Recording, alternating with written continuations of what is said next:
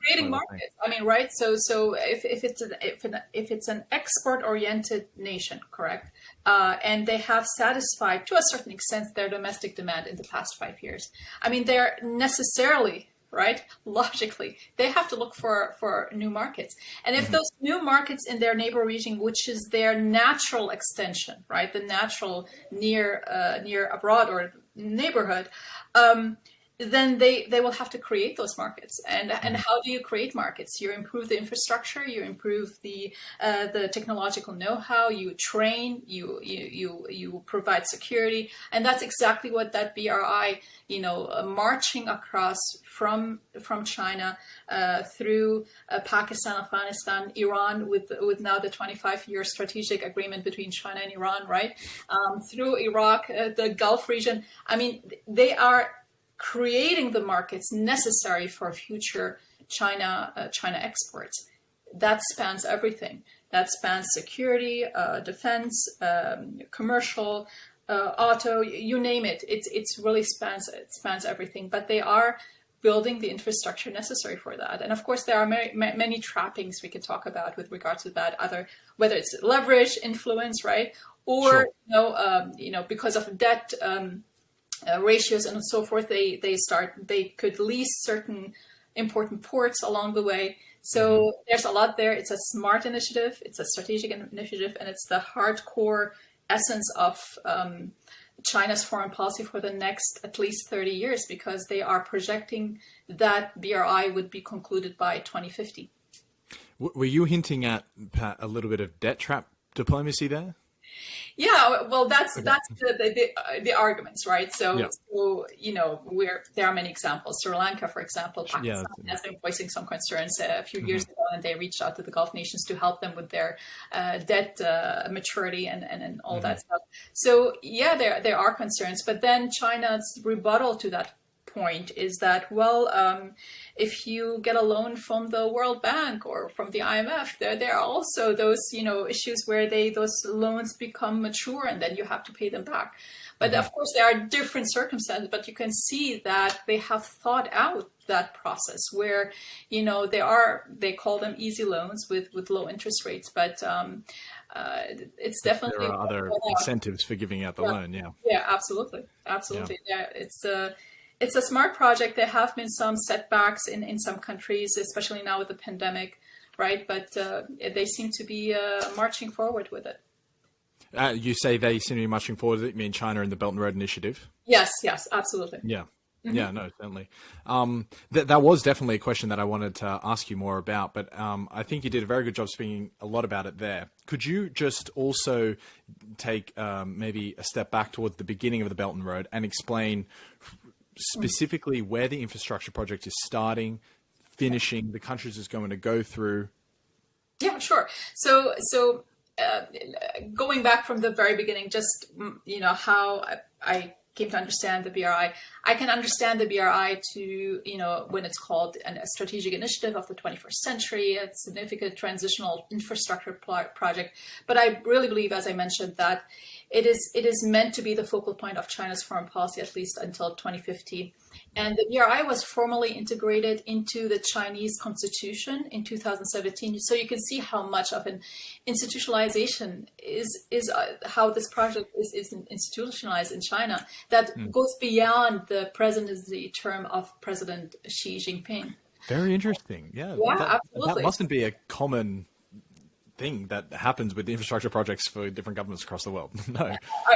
It's precisely that. Whenever I mentioned the BRI, I mentioned this fact just to broaden the horizon, that this is not just an economic project that they have on the side of their foreign policy. It's not the one that's political clout or anything. Yeah, absolutely. No, it is your foreign policy, and it spans now. If you have invested that many hundreds of billions of dollars across the broad from China to Europe, you are absolutely also committed to securing those investments, correct? So in parallel to this investment, you also are going to anticipate there are going to be security agreements along the way, military installations along the way. So that is absolutely what a foreign policy is, right? Those dimensions, economic, security, defense.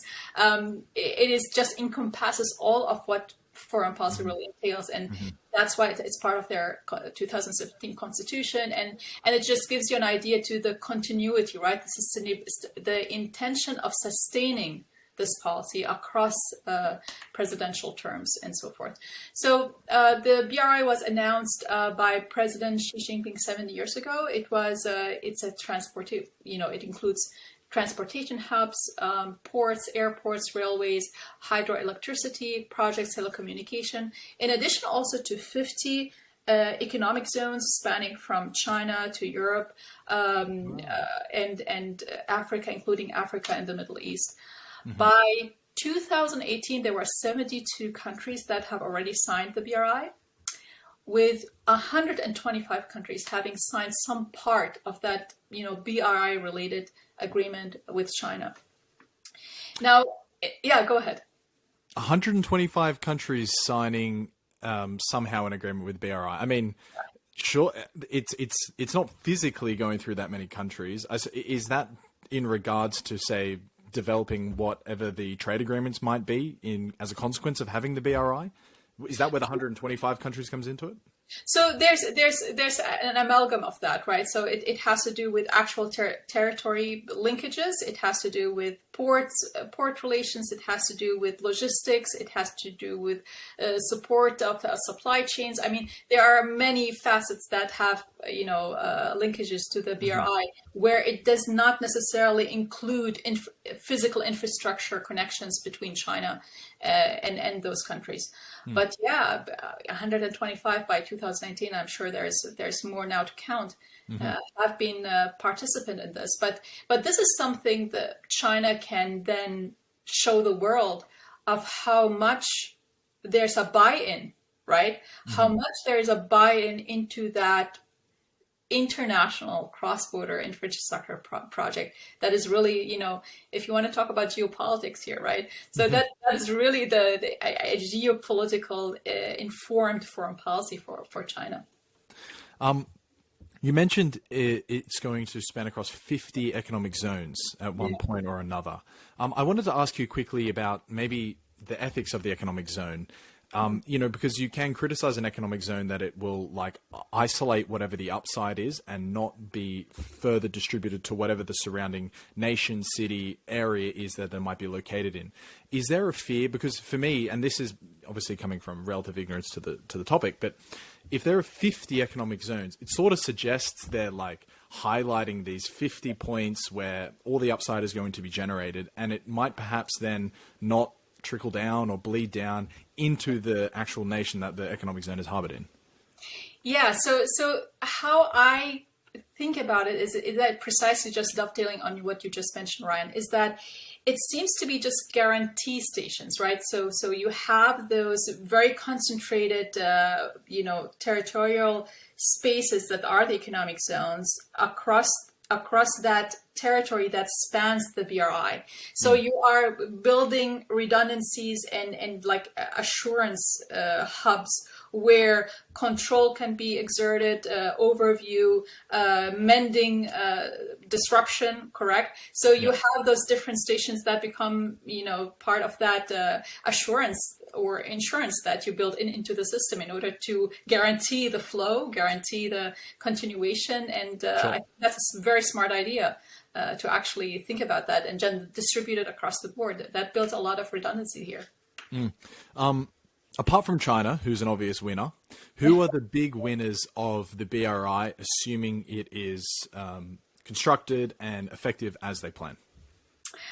All right. So if you think about it, how much China has poured in with regards to the foreign direct investment related to the BRI, they have already invested more than $125 billion with the BRI in the ME. And we know that by 2019, this has increased to $240 billion. That is a 700% increase since 2004 only. So between 2004 and 2019, there was a 700 increase in the FDI investment of China in the region.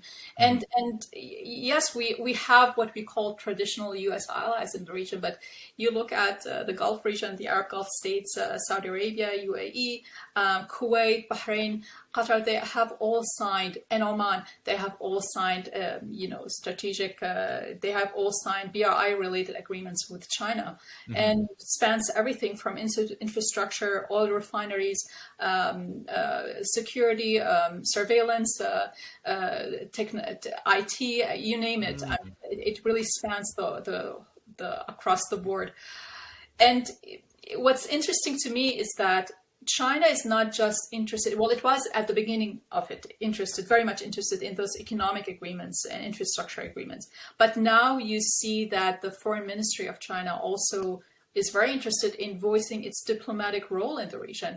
I mean, when have you heard before that China would like to host a mediation between the Israelis and the Palestinians, right? I mean, that's really interesting because it just tells you the confidence, right? It tells you the leverage. It tells you we're here and we want to have a role, and this is our neighborhood, right? We are invested in your well-being, and we are not shy from voicing our political leaning in this situation. But maybe it has a positive role. I think, for example, the Ethiopian, the Grand Ethiopian Renaissance Dam, right? Yes, the most unnecessary third word to a title ever. Yeah. So the GERD, exactly. So there's a huge situation there. Ethiopia is willing to do a second filling of the dam in the month of summer in July and August, which has riled rightfully Egypt and Sudan, and they want kind of a formula for equitable water distribution. But you can see here that China really, there's something there. It has billions of dollars invested in Egypt. It has billions of dollars invested in Ethiopia. The China banks were the first investors in the construction of the dam. All right. So from that perspective, and having interest in actual tangible money, interest in both countries, they would be also situated to be a mediator, right? Because they really have actual vested interest to find a peaceful resolution to this crisis, this water crisis, basically. So I can see both ways where there is definitely a new way of China diplomacy that is very overwhelming and very there, right? In physical, tangible structures, workers, joint ventures, and all of that. But at the same time, the Chinese are slowly integrating their diplomatic flair, right? They're within not just Gulf states, but also in Eastern Africa, in Iraq, in Syria. You're hearing their voices, not just their economic fortitude. Yep.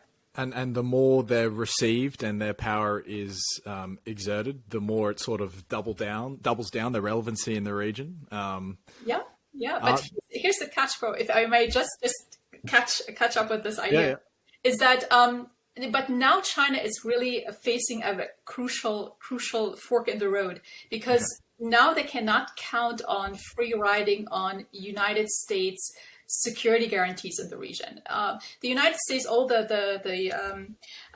what's it called, the Carter Doctrine, that said basically that the United States is willing to mobilize military power in order to protect its oil interests and national interests in the Gulf region. Now the U.S. and the Gulf states are competing for markets for oil and gas, right? So the whole dependency on oil is now poof. So the China cannot, and China is depending on 40% of its oil export from the Gulf states.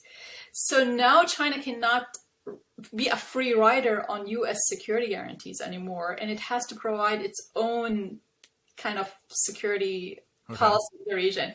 So I think that's a new dynamic there that is unfolding, and now you have the United States and Saudi Arabia competing for market share in Asia. When have we heard that, right? And the whole calculus is changing now, which is really interesting to follow. Yeah, that's really fascinating. Whenever the sort of military and hard power becomes a variable dynamic in whatever the negotiation or geopolitics in, it sort of heightens the tensions, doesn't it? It makes it makes everything a little bit more sharp, and if you extrapolate just to this, perhaps China trying to mediate for the GERD. I mean, I was under the impression that it was more China was the financiers of the GERD, and then Egypt is the strong US ally. And that was almost how they were sort of facing off against each other. But It's sort of news to me that perhaps China is also on the Egypt side as well.